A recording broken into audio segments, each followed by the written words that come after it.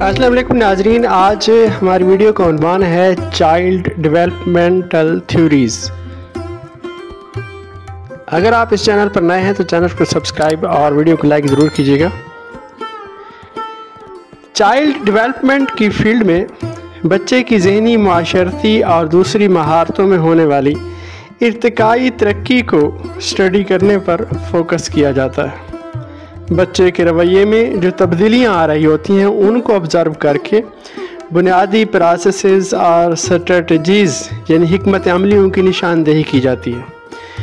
یہ خیال ہے کہ کوئی ایک تھیوری ہیومن ڈیولپمنٹ کے تمام پہلوؤں کی وضاحت نہیں کر سکتی، لیکن ان کے ذریعے آپ بیہیویئر، تھاٹس اور ڈیولپمنٹ کو سمجھ سکتے ہیں۔ یعنی بچے کی بیہیویئر کی اور دوسری مہارتوں کی ڈیولپمنٹ کس طرح ہوتی ہے، اس کے بارے میں جو مختلف تھیوریز ہیں ان کا مختصر جائزہ لیتے ہیں۔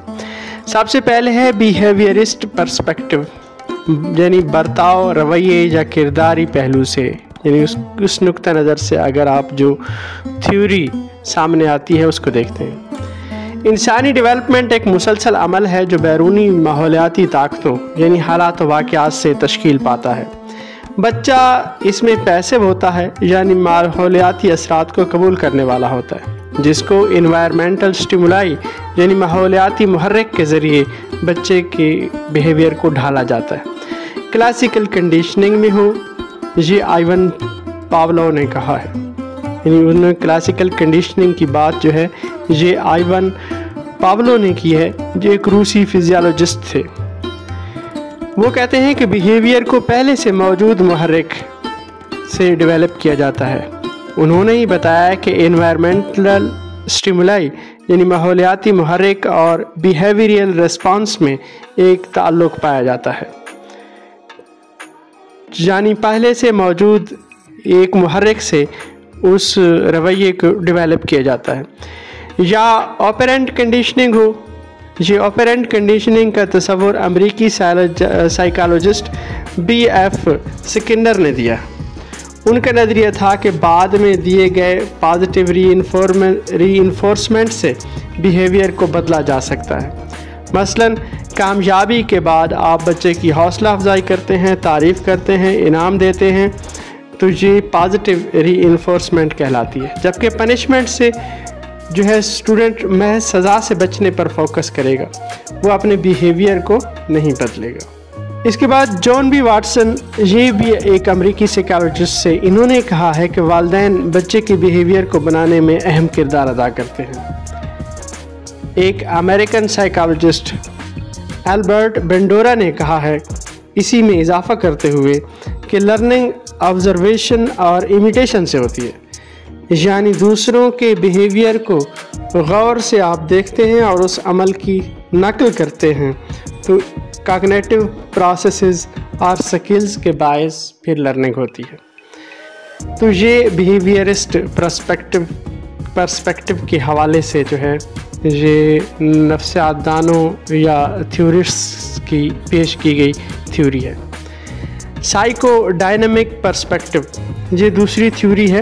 یہ تھیوری کہتی ہے کہ بیہیویئر کو اندرونی قوتوں سے، انٹرنل جو ہے فورسز، یادداشتوں سے اور تنازعات سے کنٹرول کیا جاتا ہے، جس کے پیچھے اکثر کانشیس یعنی شعوری آگاہی ہوتی ہے اور کنٹرول ہوتا ہے۔ یہ تھیوری سیگمنٹ فرائڈ کے خیالات سے بہت زیادہ متاثرہ تھیوری ہے۔ سیگمنٹ فرائڈ انکانشیس مائنڈ یعنی لاشعور ذہن اور شخصیت پر بچپن کے تجربات کے اثرات ہونے پر زور دیتا ہے۔ فرائڈ نے شخصیت کی ڈیولپمنٹ کے 5 سٹیجز کی نشاندہی کی ہے۔ اس نے یہ مختلف انسانی ضروریات اور خواہشات کے پہلوؤں کو مد نظر رکھتے ہوئے یہ 5 سٹیجز جو ہیں بنائی ہیں۔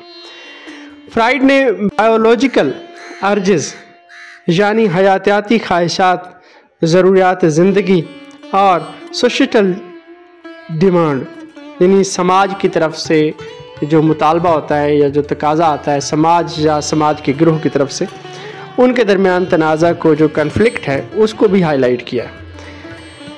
ایرکسن نے مزید فوکس کیا ہے ڈیولپمنٹ کے نفسیاتی مدارج यानी साइकोलॉजिकल स्टेजेस पर। वो इस बात पर जोर देता है कि बच्चे की शख्सियत पर कल्चरल यानी सकाफ़ती और सोशल यानी मुआशरती असरात होते हैं, और ये मुआसरात जो हैं सारी उम्र ये असरात जो हैं ये बढ़ते रहते हैं और जारी रहते हैं। तीसरी है कॉग्निटिव पर्सपेक्टिव से। कॉग्निटिव पर्सपेक्टिव यानी ज़हनी नुक्ता नज़र से।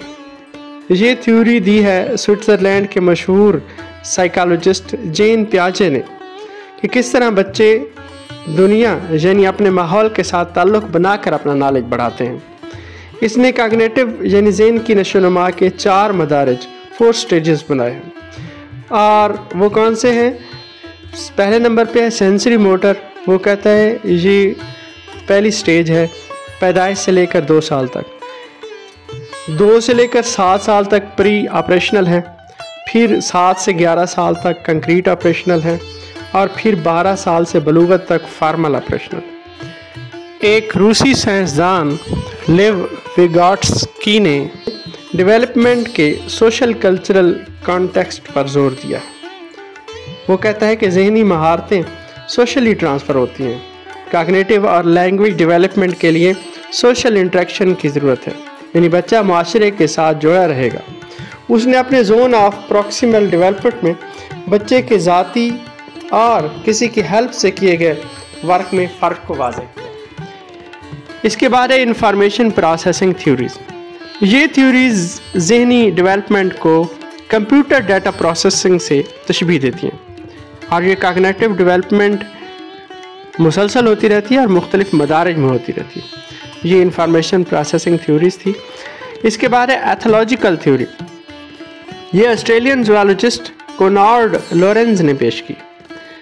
ये बायोलॉजिकल एवोल्यूशनरी अप्रोच है, यानी हयातियाती इर्तिकाई अप्रोच।